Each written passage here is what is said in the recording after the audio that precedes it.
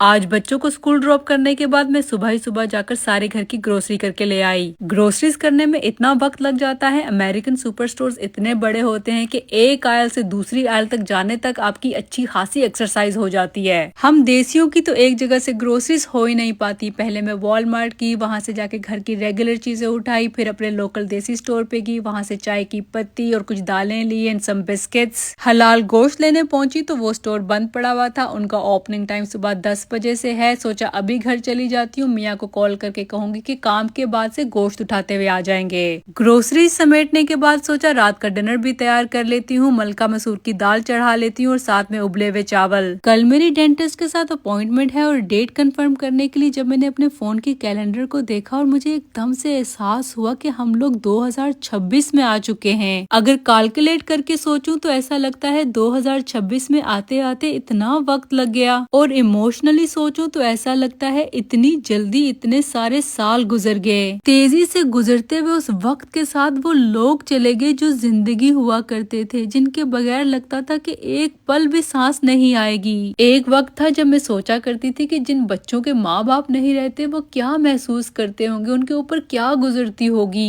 माँ बाप जिस भी उम्र में हो या औलाद कितनी भी बड़ी हो जाए, माँ बाप के गुजरने का गम बड़ा ही तकलीफ दे होता है। मैंने एक दफा इंडियन कॉमेडी क्वीन भारती को एक पॉडकास्ट में कहते हुए सुना था कि मेरी माँ मेरे लिए भगवान है। सब कुछ चला जाए मैं दोबारा बना लूंगी, मैं मेहनती हूँ, लेकिन मेरी माँ नहीं जानी चाहिए। माँ चलेगी तो मैं कहाँ से लेके आऊंगी। उनकी ये बात सुन के मैं इतना रोई कि सच बात है, माँ बाप चले जाएं तो ये दुनिया बेरंगी सी हो जाती है। आपकी खुशी में जो 100% खुश होने वाले लोग होते हैं ना, वो सिर्फ और सिर्फ आपके माँ बाप होते हैं। बहन, भाई, दोस्त या दुनिया का कोई भी रिश्ता आपकी सक्सेस से उस तरह से खुश नहीं होता जिस तरह से आपके माँ बाप होते हैं। पहले पहले मुझे किसी चीज से डर नहीं लगता था। मुझे ये होता था कि मेरी माँ है, मेरी माँ मेरे लिए दुआ करेगी, मेरे लिए मुश्किल से मुश्किल चीज भी आसान हो जाएगी। अम्मी के बाद जब अब्बू गए हैं तो मुझे वाकई जिंदगी से बहुत डर लगने लग पड़ा, क्योंकि दुआ करने वाले वो आखिरी हाथ थे जो इस दुनिया से चले गए। जब भी नया साल लगता है तो मैं साल गिनने लग पड़ती हूँ कि अम्मी को गुजरे हुए आज इतने साल हो गए, अब्बू को गुजरे हुए आज इतने साल हो गए। 7 साल हो गए अम्मी से बात किए हुए और 1.5 साल हो गए अब्बू की आवाज सुने हुए। माँ बाप से बिछड़ने की जो तकलीफ है वो सारी जिंदगी नहीं जाती, बस हमें वक्त के साथ उस तकलीफ को लेके जीना आ जाता है। इस वीडियो के बाद अगर हो सके तो एक दफा कॉल करके अपने माँ बाप का हाल जरूर पूछ लेना, क्योंकि ये जो वक्त है ना, ये बड़ा जालिम है, किसी के लिए नहीं रुकता।